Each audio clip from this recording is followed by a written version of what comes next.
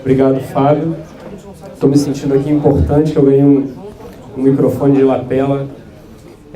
Essa aula, e a partir todo esse ano de 2014 em diante, as aulas que a gente vai tendo em todos os encontros que nós fomos fazer multidisciplinares, elas vão estar disponíveis no site do Instituto, no site do Instituto COI. Essa aula de hoje, inclusive, por isso agora que a gente vai agregar aí essa tecnologia, está sendo filmado, está sendo gravado com o microfone também.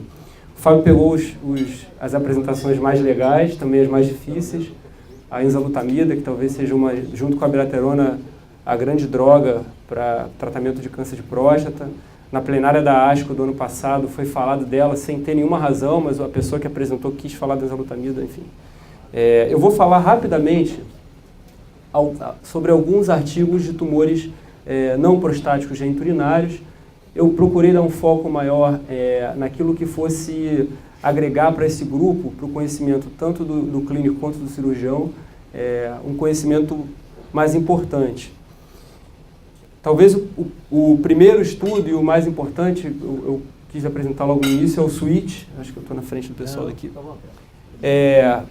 O SWITCH é um estudo randomizado que pegou o atual principal tratamento de doença de câncer de rim metastático, em primeira linha, fez um tratamento sequencial com o segundo principal tratamento, o principal tratamento em segunda linha, que é o sorafenib, o sunitinib seguido do sorafenib, e num outro braço ele inverteu a ordem. Ele pegou o sorafenib em primeira linha e depois colocou o sunitinib. A gente sabe, isso faz parte da prática do oncologista, assim, droga oral, isso vai chegar para o urologista também. O sunitinib é uma droga tóxica, muitos pacientes não toleram o tratamento, muita toxicidade hematológica, plaquetopenia, tanto é que ele é tratado, o paciente toma um esquema como se fosse quimioterapia, ele tem que tomar durante 4 semanas e parar 2 para poder se recuperar. Enquanto que o sorafenib, que é o principal tratamento para a segunda linha, não, ele é melhor tolerado.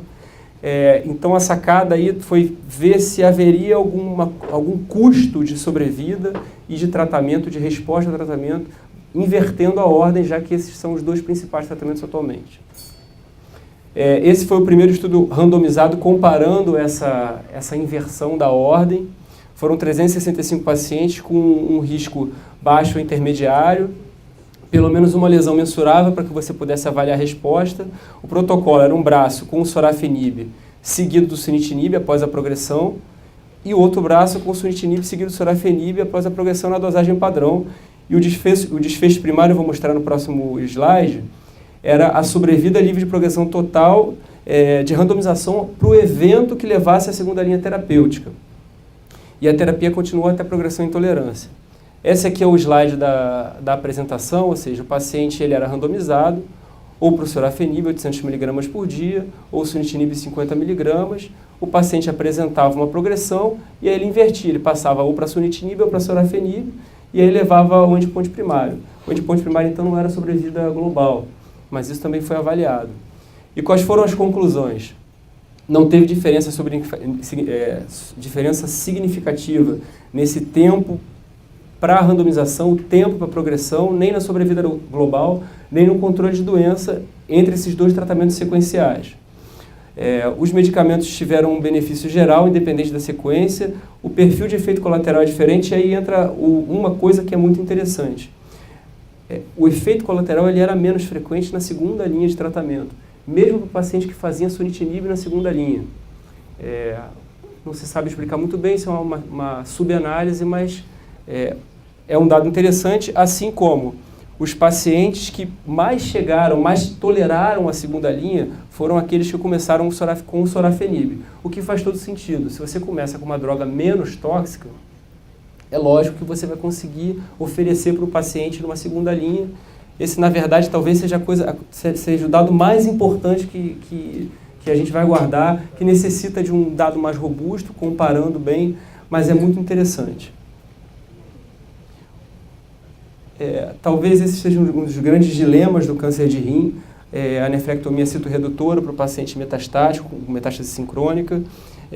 Nesse momento da terapia-alvo, muita gente defende, muita gente ataca. Essa é uma análise retrospectiva no contexto do paciente que está tratando com essa nova leva de medicamentos que a gente tem. Como eu falei, sunitinib, sorafenib, pazopanib, tem sirolimus, bevacizumab, se há algum benefício ou não em fazer nesses novos contextos de tratamento.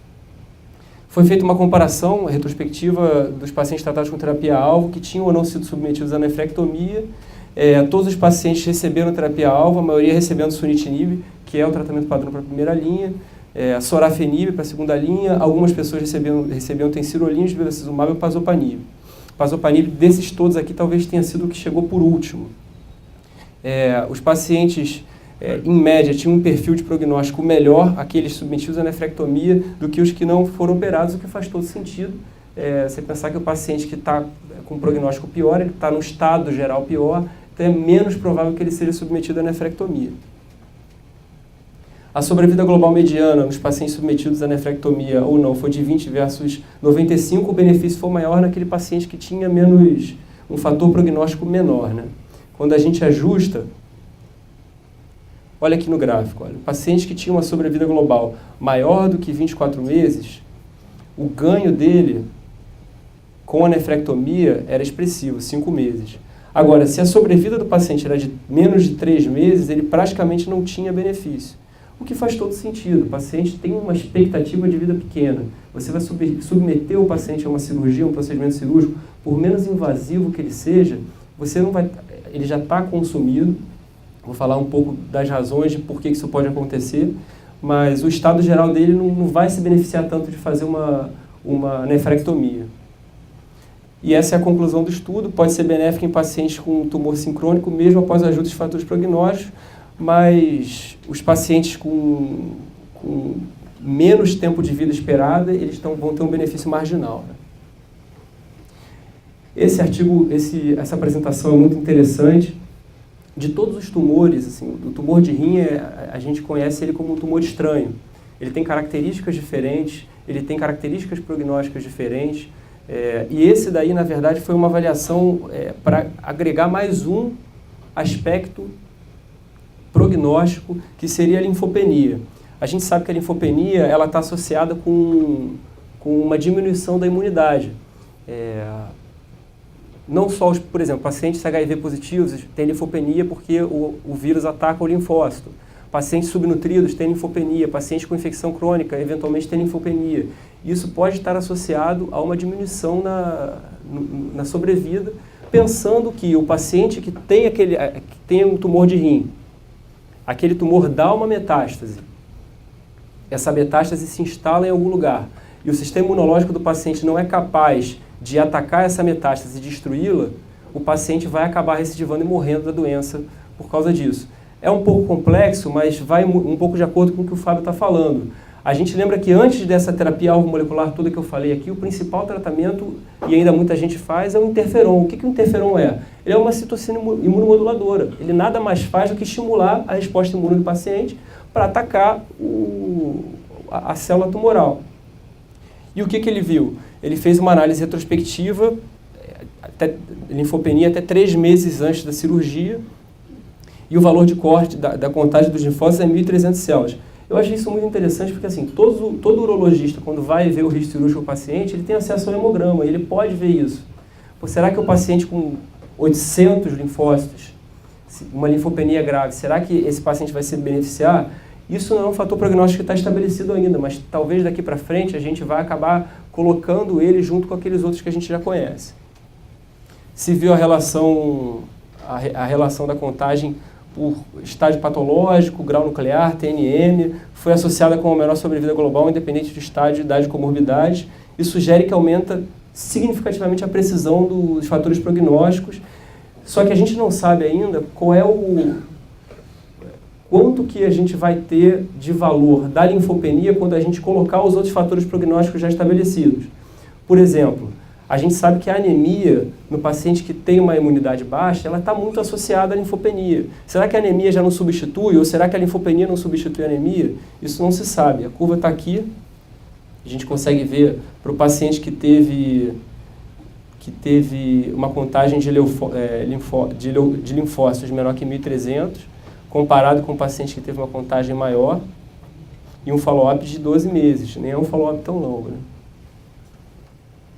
Esse aqui é um estudo que certamente o Nelson conhece. Esse é um estudo que, na verdade, eu botei no grupo de bexiga, mas ele fala um pouco de próstata também. É uma iniciativa do governo inglês para centralizar as cistectomias radicais e prostatectomias, visando melhorar a qualidade do tratamento, visando diminuir o tempo de internação e diminuir o número de complicações pós-operatórias. Eles começaram em 2002, fizeram essa análise retrospectiva de 2012 para 2002 e apresentaram nesse ASCO agora, que foi em janeiro, a avaliação foi, na verdade, em 2013. A recomendação em 2002 é que os centros de referência realizassem no mínimo 50 cistectomias radicais e 50 prostatectomias por ano. Isso não é muito, mas na logística deles lá já era bastante. Eu vou explicar que assim, os cirurgiões deveriam realizar 5 cistectomias por ano, 5 prostatectomias por ano, e a taxa de mortalidade em 30 dias deveria cair para 3,5%, e se fiz uma análise do efeito da centralização nos resultados da cistectomia ao longo dessa última década, 2002 2012.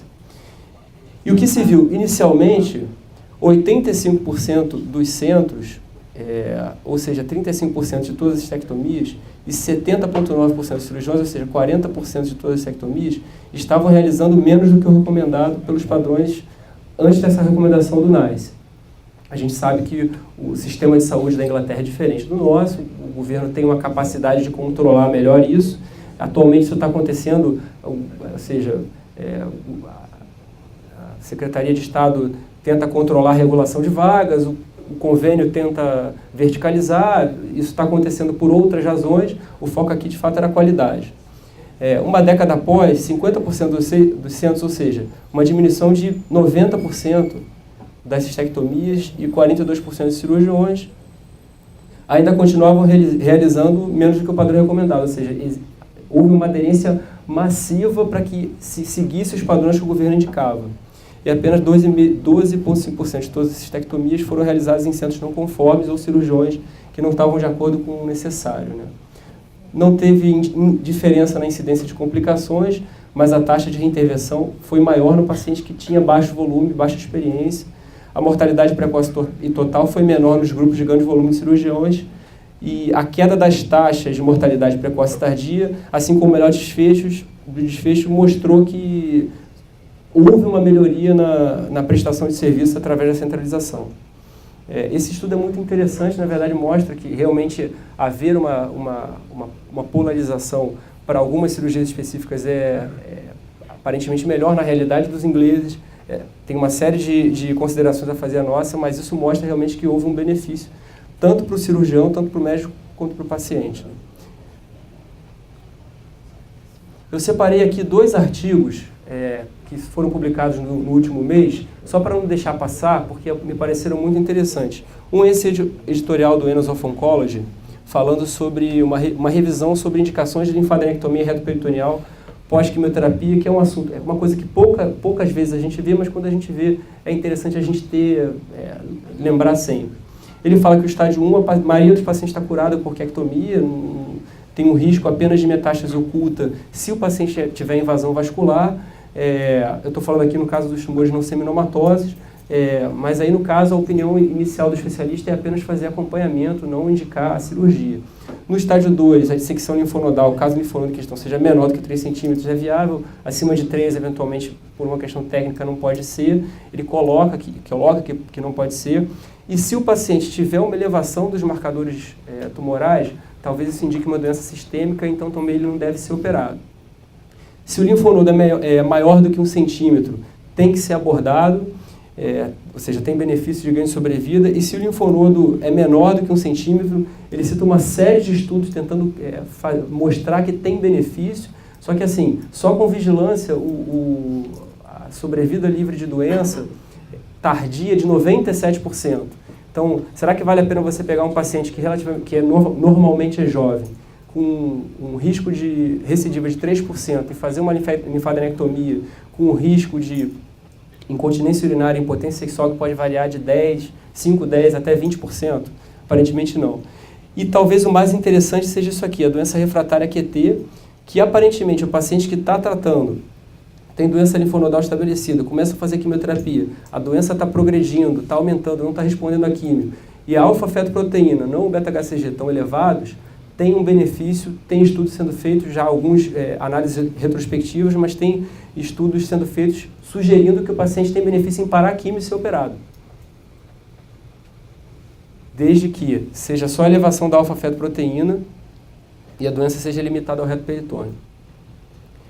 E o último artigo que saiu na semana passada no Lancet Oncology, que eu achei muito interessante também, que é assim, a resposta é radioterapia para câncer de rim. Não, não se faz. E ponto final. E ele revisita aí, sugere algumas coisas bem interessantes. Também não é assim, eu estou exagerando, mas é uma coisa que a gente pensa com frequência quando a gente fala em câncer de rim, né? Mas a gente sabe que historicamente o câncer de rim é considerado um tumor radioresistente. Tem algumas evidências atuais sugerindo benefício, como se você aumentar muito a dose e diminuir o fracionamento. Então, por exemplo, câncer de próstata, você faz 25 frações de 2 Gray. Tem alguns estudos, principalmente na Europa, mostrando resposta à radioterapia se você faz 16 Gray em 3 frações em uma semana. Ou seja, o paciente irradia na segunda, irradia na quarta, irradia no domingo ou na outra segunda. Alguns benefícios de controle local. Lembrando que assim, tinha um estudo da década de 80 avaliando tratamento radioterápico adjuvante com esquemas padrão que não tiveram benefício e provavelmente não vai ter. Mas naquele paciente que não pode ser operado, que tem à disposição dele, está num centro, que tem radioterapia e está sintomático, sangramento, dor, aquela massa palpável, né, a típica tríade do hipernefroma, e não pode ser operado, talvez um esquema diferente, um esquema novo de radioterapia possa ter algum benefício para esse paciente, né? E com as novas tecnologias, a tendência é que mesmo numa dose tão alta, você diminua a toxicidade. Era isso que eu tinha para falar. Muito obrigado. Alguma pergunta?